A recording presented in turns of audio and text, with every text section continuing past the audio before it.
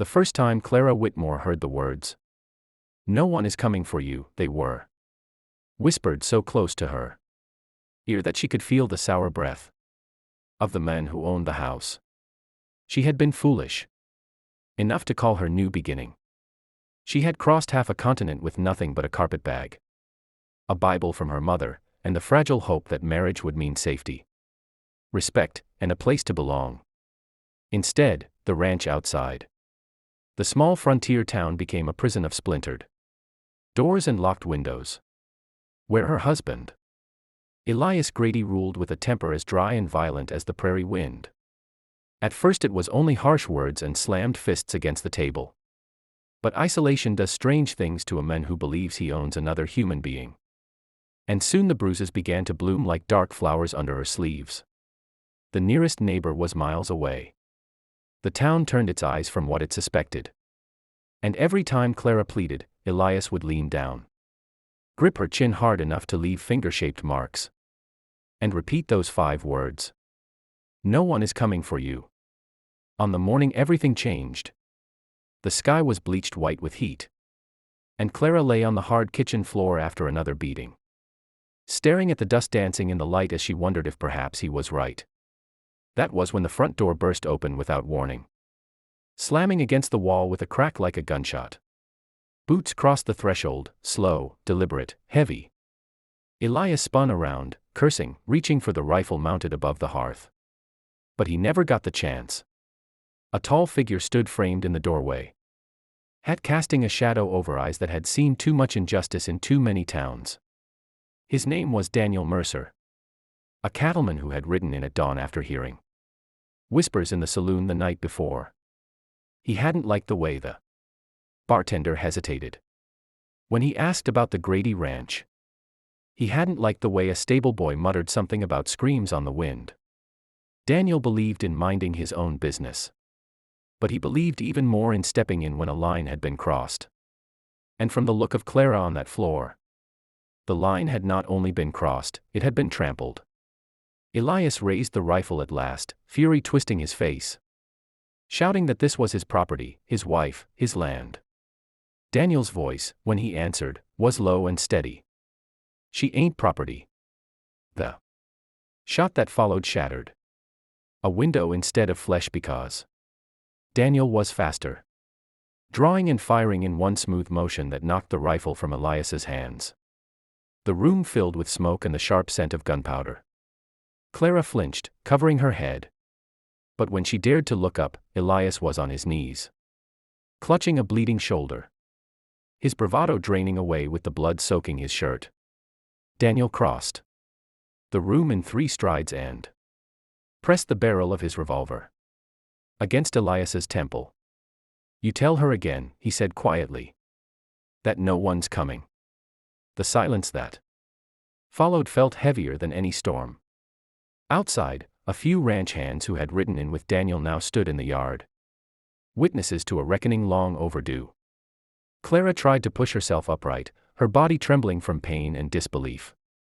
Daniel's gaze softened when it met hers. And for the first time since she had stepped off the stagecoach weeks earlier, she saw something she recognized: human concern.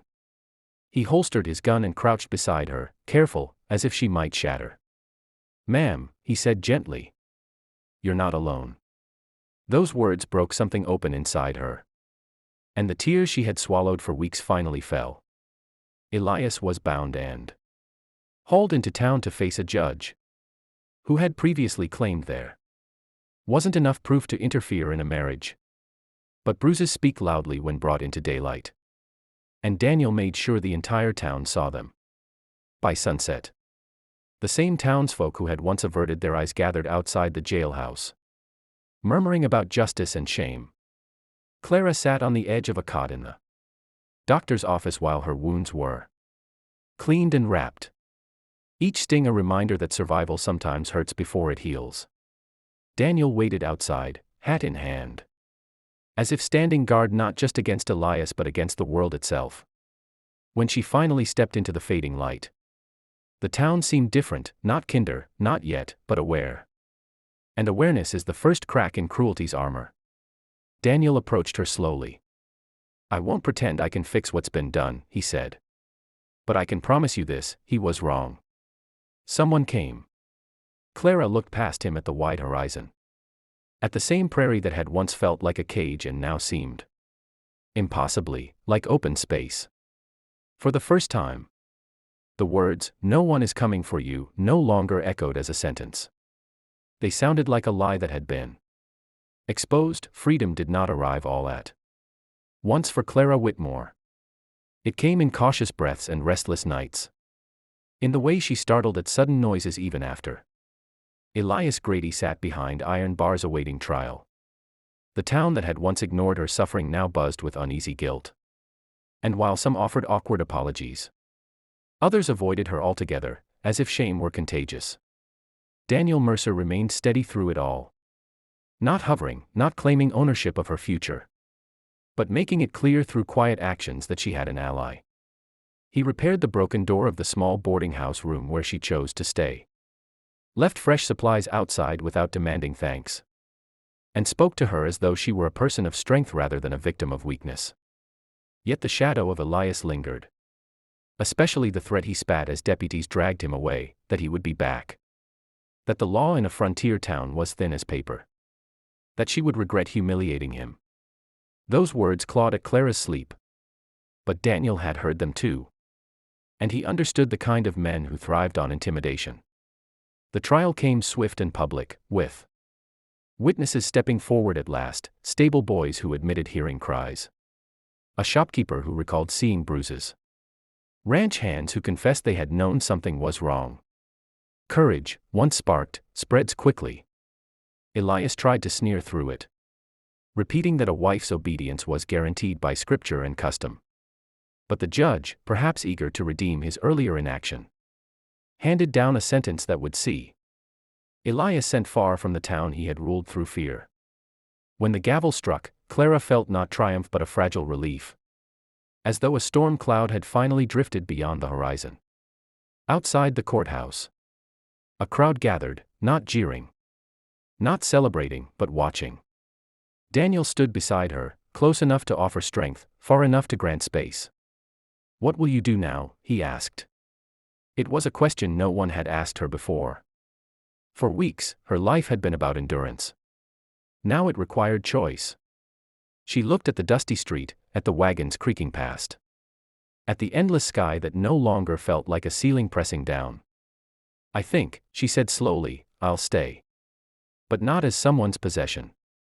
Word spread that Clara intended to open a small sewing and mending shop, using skills learned long before. Desperation had driven her to answer a mail-order advertisement. The same women who had once whispered began bringing fabric and quiet encouragement. Each stitch she made felt like reclaiming a piece of herself. Daniel helped secure lumber for shelves, hammered nails into place, and then stepped back when the sign went up bearing her name alone.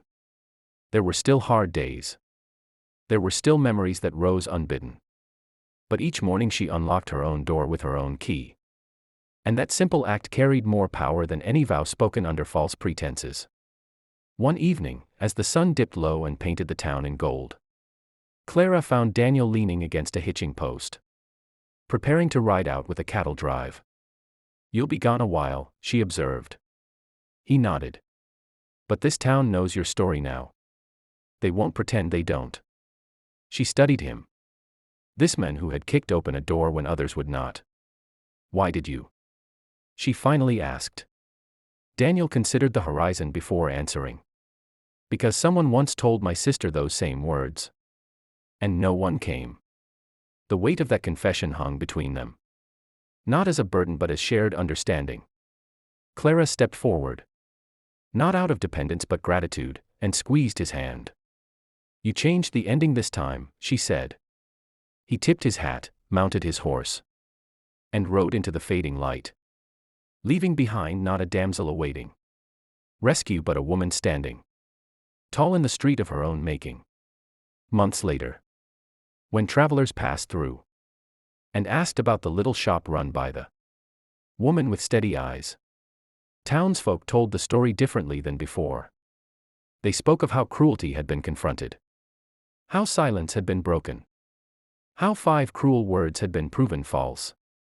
And every time Clara heard someone say, "No one is coming for you," she answered softly but firmly, "Sometimes they are.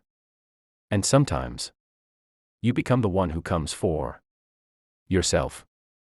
If this chapter stirred something in you, if you believe bravery can rewrite even the darkest beginnings, make sure you subscribe and stay connected. Stories of resilience, justice, and unexpected heroes are just beginning here.